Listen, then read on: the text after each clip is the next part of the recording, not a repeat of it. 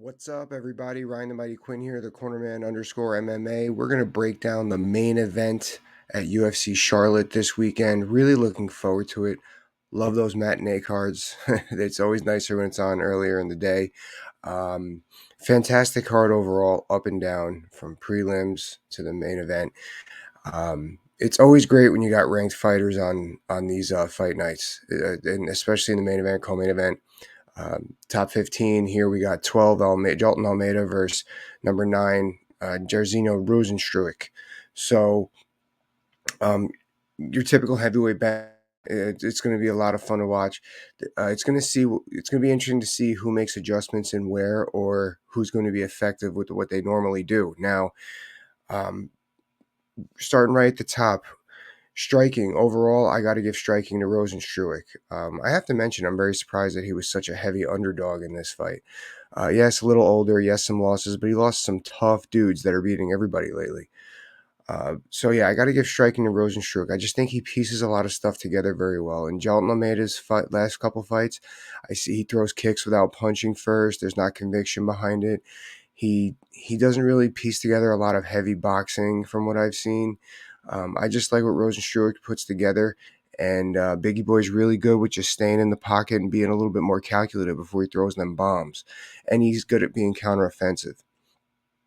So now the wrestling, I'm going to Jailton Almeida. He does have a pretty nice double leg, pretty good body lock against the fence. Never seen Rozenstruik use that stuff. He's a stand-up heavyweight. So, but I got to go to Jailton Almeida. And then again, grappling, again, Jailton Almeida. I think that he shows a lot more control on the ground. He's pretty good with getting the back, getting mount, and gaining that jiu-jitsu control. So ultimately, I have to go to Almeida, but that's going to come into play later. So let's start with Biggie Boy, Jairzinho Rozenstruik's game plan. Now, if I'm Biggie Boy, I got to just set up my right hands. I got to find a way to get those power punches in. How do I do that? Against somebody that's going to come at you, that's looking to wrestle, looking to grapple, you got to stop them in their heels. Now, we've said this before. It's going to be very important to the big heavyweights. If he throws those stabs to the body, those straight body, he's going to put the bigger, longer grappler on his heels. It's going to be tough for him to come forward. And on top of that, when they're standing up, they're standing up. So what does that mean?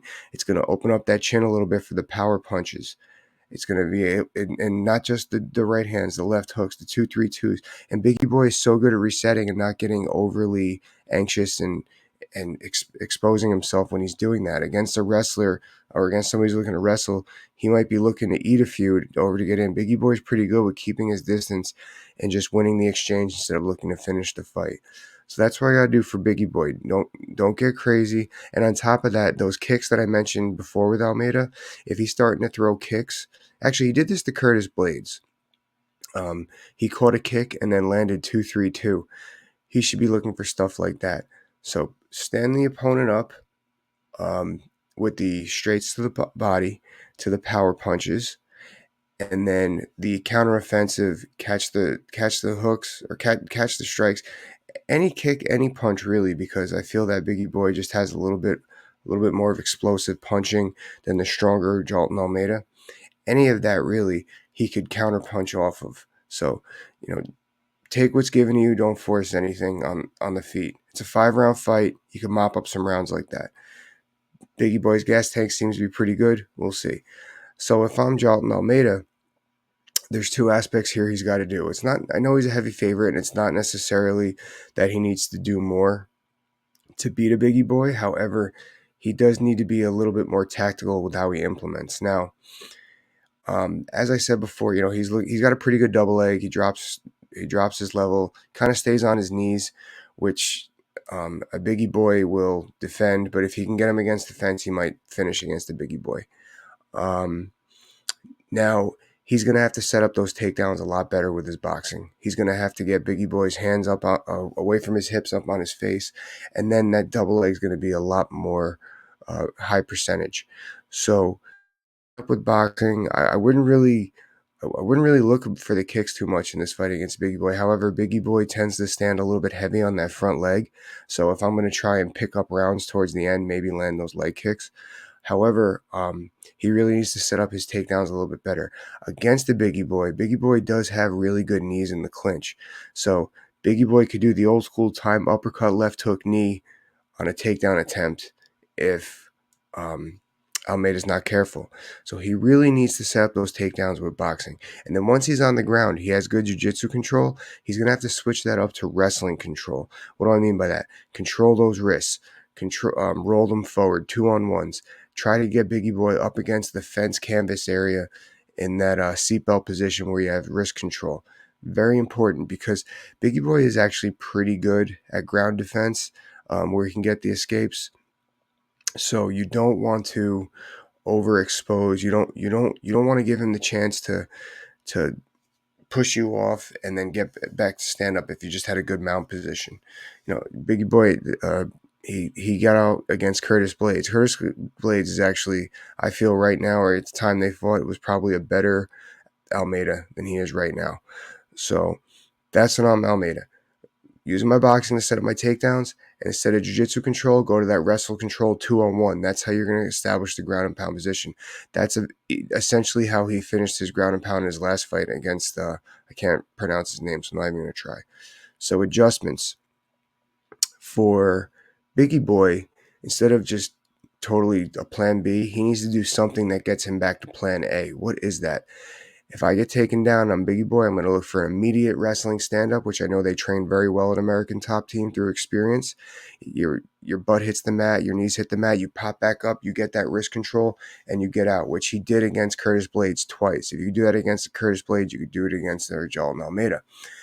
Or let's say he gets taken down and it's somewhat close to the fence. Start butt scooting as fast as you can to get your back up against the fence and work stand-ups that way.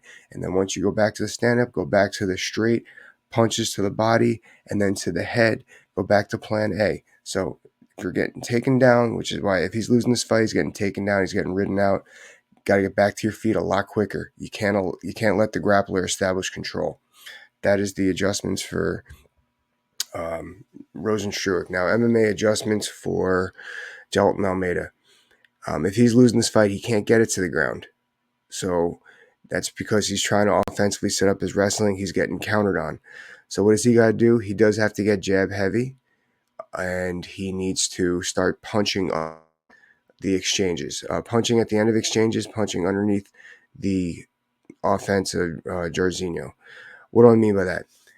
Get that jab going enough to where Jairzinho starts really throwing and throws the big bombs, big right hand shoot underneath. Or now you go back to those leg kicks that I said with Jairzinho leaning heavy on that front leg. Throw those kicks and hope that Jairzinho is going to try a counter offense over it. So it's the counter to the counter, so to speak. Those are the adjustments I'm making to get this fight to the ground because I feel if Jailton could establish the ground, he's going to win that round. You're going to know real quick if Biggie Boy is going to be able to get back up, like within a 10-15 second sprint, if Biggie Boy is going to get back up. So now the adjustments on the ground, I don't really think are that important. The adjustments getting to the ground is what Almeida is going to have problems with. So he's going to have to activate that jab and start shooting under stuff. All right, that's what I got, guys. Really looking forward to it. Before I forget, I am going to be watching the fight live on the YouTube channel right here. I want you to watch it with me. I'm watching Rozenstruik versus Almeida live, UFC Charlotte, right here on the YouTube channel. Please join me for discussion, debate, whatever. It's always fun when I do these. I'll see you then, guys. Bye-bye.